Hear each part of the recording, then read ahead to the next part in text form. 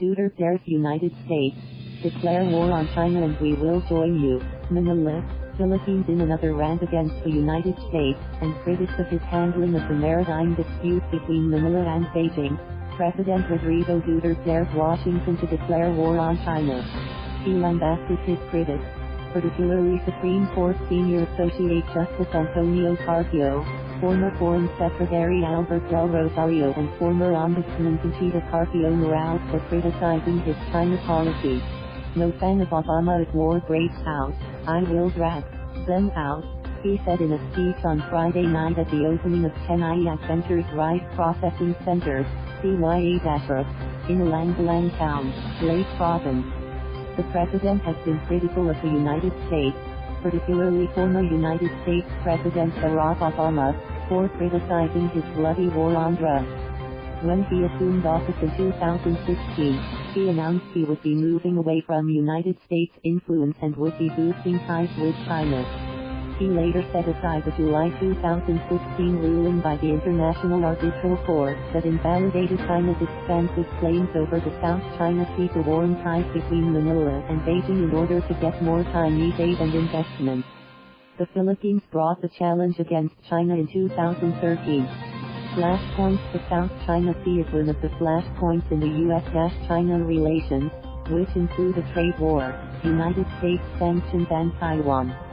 China and the United States have repeatedly traded barbs in the past over what Washington says is Beijing's militarization of the strategic waterway by building military installations on artificial islands and reefs. The Pentagon recently claimed that China test-fired missiles from the islands recently, but this was denied by Beijing. United States Navy ships also sail periodically through the South China Sea purportedly to conduct freedom of navigation, which rails China. We can never win a war with China.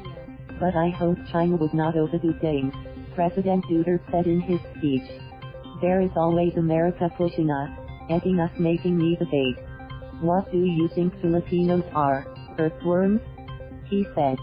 Now I say, you bring your planes, your boats to South China Sea. Fire the first shot and we are just here behind you. Go ahead, let's fight, he said. We have an RP-us pact, so let us honor it. Do you want trouble? Okay, let's do it. The president was referring to the U.S.-Philippines Mutual Defense Treaty, which some of his critics have said the country should invoke, particularly in stopping Chinese encroachments into the West Philippine Sea, waters within the country's 370-kilometer exclusive economic zone. Alangalang first RPC said, however, the Philippines would just suffer if war broke out over the South China Sea. Alangalang province would be the first to be hit as it is facing the waterway, the president said.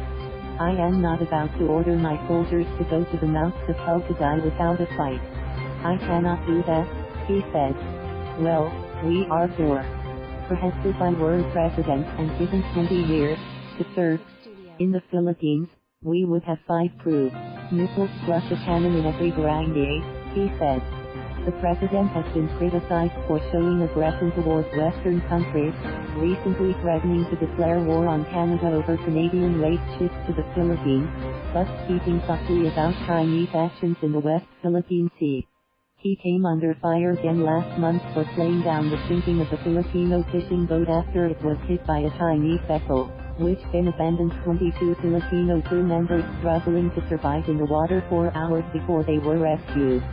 When he disclosed that he and China's President Xi Jinping had reached a verbal agreement to allow Chinese fishermen to fish inside the Philippine Sea, critics, including Carpio, again raised a howl of protest saying he violated the constitutional provision that said the resources in the maritime zone were exclusively for Filipinos.